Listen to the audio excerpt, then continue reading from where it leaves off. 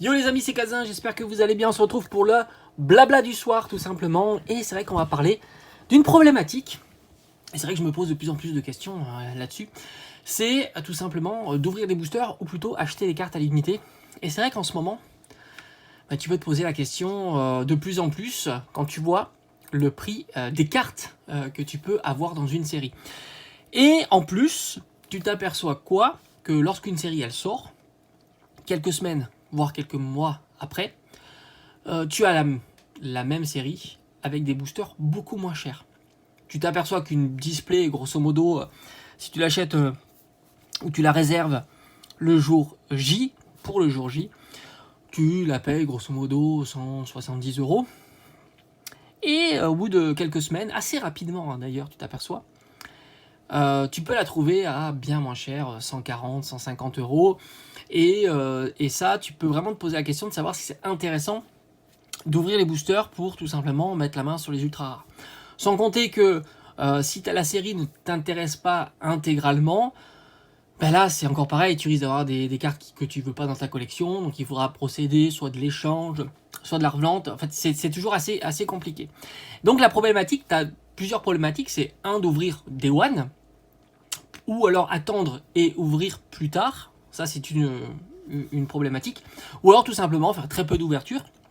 Pourquoi pas s'il y a quand même des cartes genre communes, peu communes, rares qui t'intéressent, parce que moi souvent il y a ces cartes là qui m'intéressent pour compléter mes collections à thème, Pikachu, Noctali, les évolutions, etc.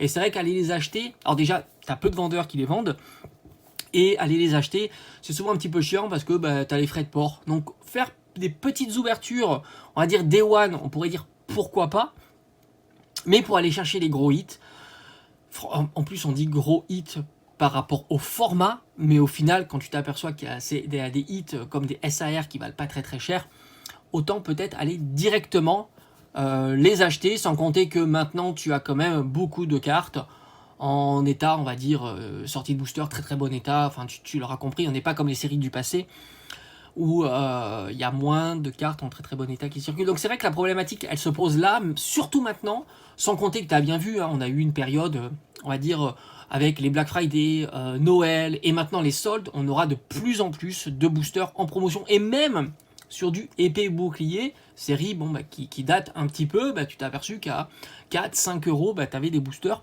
et les displays commencent à diminuer. Alors, pas sur épée bouclier, j'entends, mais sur les karatés violets, c'est très flagrant. Et on a même eu des boosters sur EV1 à 3 euros. Tu le sais, via Lidl par exemple. Et franchement, je serais pas surpris de voir encore des boosters. Mais attention, on verra. On verra là, on est dans les starting blocks pour les soldes. N'oublie pas que les soldes, il y a les boutiques physiques qui vont proposer certainement des soldes. Mais il y aura aussi toutes les boutiques internet qui vont proposer aussi des soldes, même les boutiques de jouets, tu pourras aller regarder sur leur site internet, il y aura certainement à tous les coups des items soldés, et ça c'est vraiment intéressant. Alors je reviens aussi donc à la première réflexion de savoir s'il était plus judicieux. Alors évidemment tu as toujours le plaisir d'ouvrir des boosters, mais ça coûte très cher, surtout Day One. Souvent c'est 5-6 euros le booster, donc tous 10 boosters, ça te coûte facilement 50-60 euros. Et tu risques d'avoir une petite full art et une simple V. Donc franchement, t'as pas énormément de cartes pour 50 à 60 euros. Si tu prends un exemple, tu prends EV3 par exemple. C'est un très très bon exemple parce que EV3, même les displays à 140 euros, franchement, est-ce que tu vas aller risquer d'ouvrir une display à 140 euros alors que EV3, regarde les cartes que tu peux avoir si tu dépenses 140 euros, voire même si tu as des displays à 100 euros. Admettons même qu'on arrive à trouver des displays à 100 euros sur EV3 et que ça n'entraîne pas une baisse des prix des cartes, parce qu'en plus ça pourrait, mais même si ça n'entraîne pas des baisses des prix des cartes et tu arrives à trouver ta display à 100 euros, ce qui te fait grosso modo même pas 3 euros du booster, quelque chose comme ça, vu que tu as 36 boosters, ça te fait moins de 3 euros le booster, et même là tu peux te poser la question de savoir si tu vas l'ouvrir pour aller chercher les hits. Parce que grosso modo, qu'est-ce que tu as dans cette série? Tu as rien. Tu as absolument rien. Quand tu penses que la meilleure SAR, qui est la Dracofeu, est à 80 euros, quand tu penses que la deuxième meilleure SAR, c'est la Roux Carnage, qui est à 10 balles, et après tu as du Vrombotor et du BK Glaçon à 4 euros, tu te dis, est-ce que tu vas ouvrir une display EV3? Au final, EV3, j'ai envie de dire, n'est même plus ouvrable. D'ailleurs, rappelle-toi aussi la hype qu'il y avait eu sur Noctali Reverse et Mentally Reverse. Et ben, comme je te l'avais dit en vidéo, c'était pas logique, puisqu'elle tombe pas moins souvent que les autres Reverse. D'ailleurs, maintenant, le Noctali est à 2 €, le Mentally est à quelques centimes d'euros, 50, 60, 70 centimes d'euros. Les prix sont plus cohérents. Et tu verras que Noctali, il va encore continuer à baisser, ce qui est logique. On l'a vu à des sommets, hein, le Noctali Reverse. Je parle du Noctali Reverse, pas le stamp. Mais peut-être que si tu découvres la vidéo, tu l'auras pas compris, parce que tu l'auras même pas vu qu'il y avait une petite hype autour de cette carte-là. Ok, il y a le Draco Feu Gold qui vaut une quarantaine d'euros, mais franchement, qui va aller ouvrir une display pour essayer d'avoir des cartes de cette collection? Autant directement aller acheter les cartes qui t'intéressent. Quand tu penses qu'une Poppy alternative, une Alisma alternative, c'est 5-7 €, franchement, c'est hallucinant.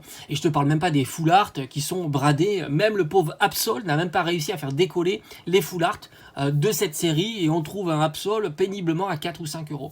Donc franchement, je me dis, pourquoi aller ouvrir des boosters? Alors, pourquoi pas quelques boosters pour mettre la main sur les petites cartes rares, les petites cartes communes, peu communes, que tu as envie d'avoir, et puis avoir le plaisir de découvrir la série, ça oui, mais aller de là à aller dépenser une fortune dans de l'ouverture, alors qu'il suffira d'attendre quelques semaines pour que les prix des cartes deviennent très abordables, c'est vraiment une problématique qui est de plus en plus actuelle et dont on peut de plus en plus se poser la question, tant le contexte est favorable plutôt à l'achat de cartes individuelles. Et même sur des séries où il y a une ou deux cartes plutôt chères, là aussi, j'ai envie de te dire, c'est quand même plus avantageux d'aller acheter les cartes à l'unité, sans compter que si pas toutes les cartes t'intéressent, au moins tu vas cibler les cartes qui t'intéressent et tu es plutôt tranquille.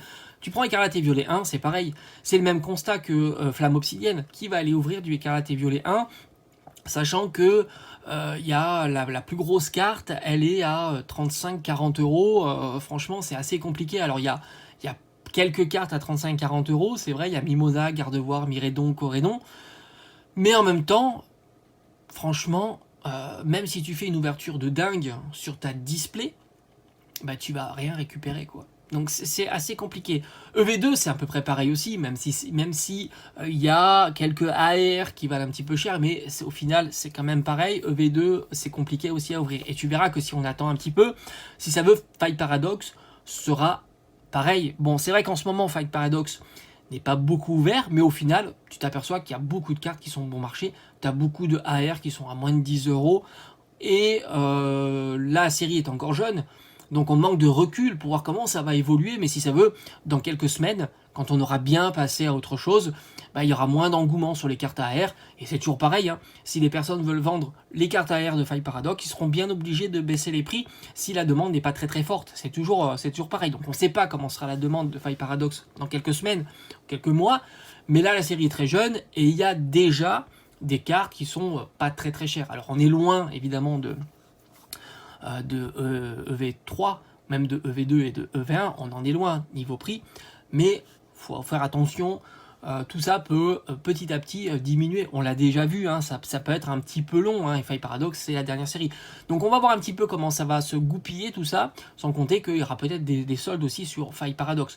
Franchement j'ai vraiment hâte, hein, je suis dans les starting blocks, donc c'est vrai que je me dis même vis-à-vis de la chaîne, alors moi je continuerai évidemment de vous proposer des ouvertures, ça c'est clair, et principalement sur les nouveaux items. Quelque part, c'est pour faire découvrir les items.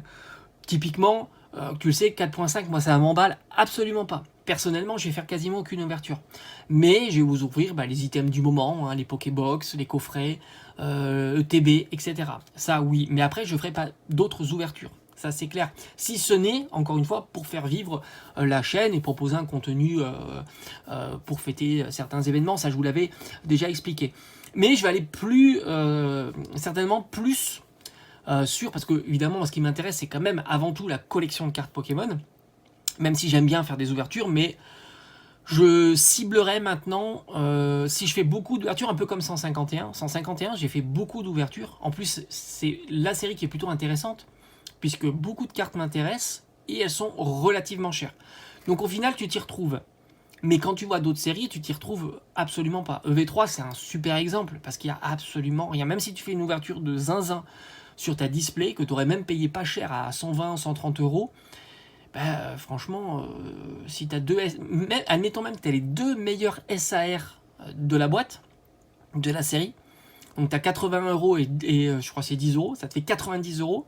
Si ça veut, tu rentabilises même pas ta display à 120 ou 130 euros. Faut voir avec le reste, etc. Mais enfin, tu dois être tout juste à l'équilibre. Si tu as vraiment l'ouverture.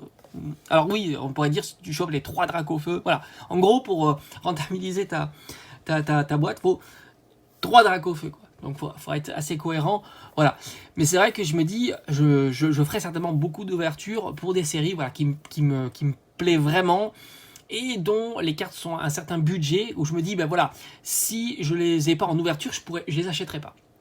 Parce que moi je me fixe certains budgets, hein, c'est comme ça que je gère ma collection. Mais c'est vrai que sur des séries comme Fight Paradox typiquement, soit j'arrive à avoir des boosters à 2-3 euros et encore, il faudra avoir le prix des cartes, et encore, mais ouvrir ça devient très très compliqué. Alors oui, si on a des boosters à 2 euros, peut-être qu'on pourra ouvrir et ça semble ok, mais 2-3 euros. Moi je me fixe 3 euros, j'ai envie de dire 3 euros, ça peut, voilà, avec le fun de l'ouverture, ça peut le faire. Mais sur des séries comme EV3, même à 3 euros, tu te dis, quand tu vois le prix des cartes, c'est assez fou. Hein. EV3, tu as les AR à 2 euros. Hein. Tu as des AR à 2 euros. Tu as Vrombotor, là, SAR à 4 euros. Quoi. Et ça ne fait que diminuer. Franchement, si ça veut, je refais la même vidéo dans un mois. Et c'est encore pire, quoi. C'est encore pire. Franchement, EV3, c'est quand même assez particulier. Alors oui, peut-être que les cartes tombent un peu plus souvent, mais ça explique pas le fait que ta SAR soit à 3 euros, quoi. Quand même, faut pas que 3-4 euros. Ta SAR, ok, si elle drop 2 ou 3 fois plus, une SAR, ça pourrait être au moins 20 ou 30 euros, tu vois. Non, là, c'est 4 euros. Donc c'est quand même assez fou, quoi. C'est assez fou. Donc je me dis, voilà, les ouvertures, ça va être, les ouvertures, on va dire, à la maison tranquillou, ça va être de moins en moins, tant que le prix des boosters sont relativement chers et beaucoup déconnectés du prix, hein, tout simplement, des cartes hein, que tu peux avoir. Ça c'est clair. Sauf si, comme je t'ai dit, il y a beaucoup de cartes qui m'intéressent, surtout en commune, peu commune, rare, et puis quelques hits qui seraient accessibles, hein, comme des X, des petites X, ou des choses comme ça. Sans compter que, faut être honnête, souvent, peu font des master sets, et souvent, tu as des cartes qui, au final, c'est pas les cartes que tu recherches dans la série. Donc voilà, j'ai fait le tour de la question, donc on va faire comme ça.